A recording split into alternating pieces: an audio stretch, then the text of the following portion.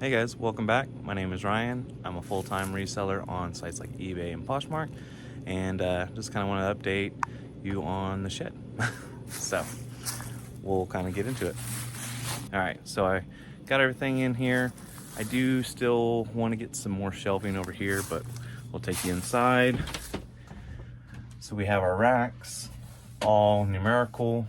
These are just mainly our clothing items, and they go down.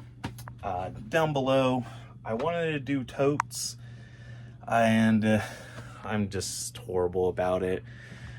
So I end up doing like some jackets, like fleece jackets and stuff like that. They'll go in there, but uh, I do have my blazers and big jackets back here.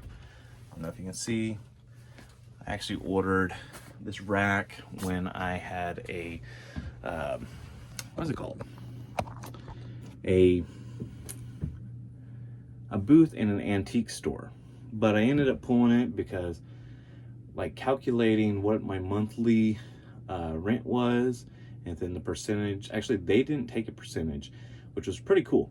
So they got everything built in. So I paid a flat like 140 a month, and that's it. They didn't take any commission or anything like that. So that was pretty cool. The only thing they did do is if someone bought my item with a credit card or debit card, there was like a transaction fee that they would take, kind of a processing fee.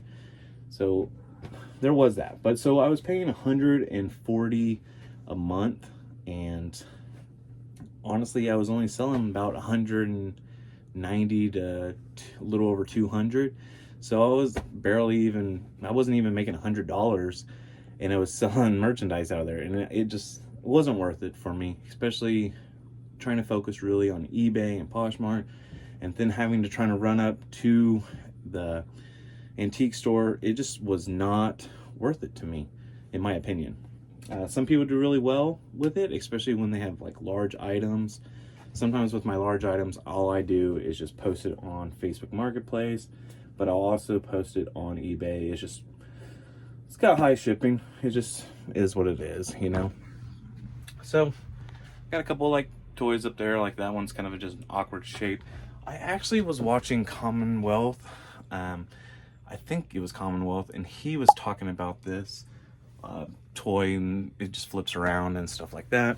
So I was kind of excited when I got it. It's been posted for a little while, but it hasn't sold yet. So maybe the holidays are coming up. Maybe I'll sell. So I also have a couple of totes up here. I have a hat tote right here, and these, I was doing like jeans in totes, and once again, I just rather have it in a poly bag, because when you sell something, you go through the tote and you're just like mixing stuff around, trying to like define the exact, make sure you have the right item. I just find it easier personally if it's in these SKU numbers here. I know it's a really popular way to do it.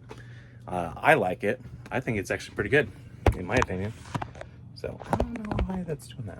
So I know I'm keep putting the camera down and just getting different angles. Why not?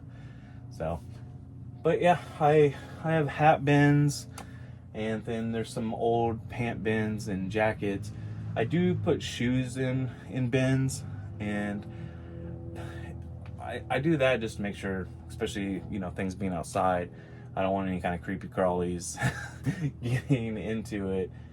So, you know, I think going forward, I'm gonna slowly probably work my way in the bins and then put them in the long boxes. I think that's a better just method for me personally. I think it works a lot better when you're doing clothing, or if you can hang everything up. You know, jackets, you don't want to get it all folded and stuff. It's better to hang them, just so they, especially suit jackets. Someone doesn't want to get a nice blazer or something, and then it's got a big crease in it, and they're trying to work it out or have to steam press it, try to get it out. So I think it's really good to hang up your blazers and things like that. So I think really going forward, like I said, for my totes, I would like to get it to where all it is shoes, hats, and maybe a couple of just like regular fleece puffy coats or jackets, and then, you know, my polos and my long sleeves, shorts, pants, they're all in the long boxes with a skew. I would like to know what everyone else does. Do you use the skew system? Do you hang everything up? Do you use totes? You know, I think personally works best for me is using a hang up method for your coats, and then for your regular clothing to use long boxes, and shoes and hats, I think it's good to use just totes. But that's what I do. So I think it's looking pretty good though. I bought this shed moved for $1,800. And so I thought that was a pretty good deal. This is I believe it's a 12 by 9. So a 12 by 9 shed that I bought from someone on Facebook Marketplace, shipped to my house for $1,800. I feel like that's such a great deal. I mean, I could be wrong. But I feel like that's a really good deal. So, you know, I really like how this is going. I still need to get some lights in here. Man, I've been in here and there's no lights, and it drives me crazy. Because when it's dark, it's dark. So I actually bought 2 lights.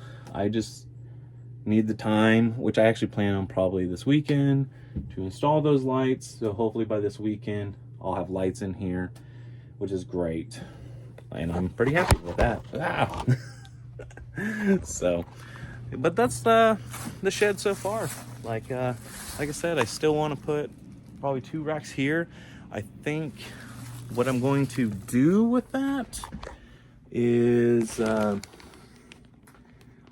of put some of the bigger items, like I have this down here, this Barbie doll little thing. It would fit nice just on a regular shelf. I don't really want to put it in a tote. You know, I have a couple other items like that I think it would be good. And also, like, here's some pack material I got from Poshmark. I think that would be nice to put on a shelf, so when you need to come get boxes or something, it's there. So, but yeah, so that's my $1,800 shed, and yeah, I think it's gonna work great. I still have the other shed too, right there, and it's still completely full, and I'm excited for this Q4 to have a place for all my inventory. So if you got this far, please give it a like and comment. Let me know which way you like to store your inventory, and we'll see you next time. Bye.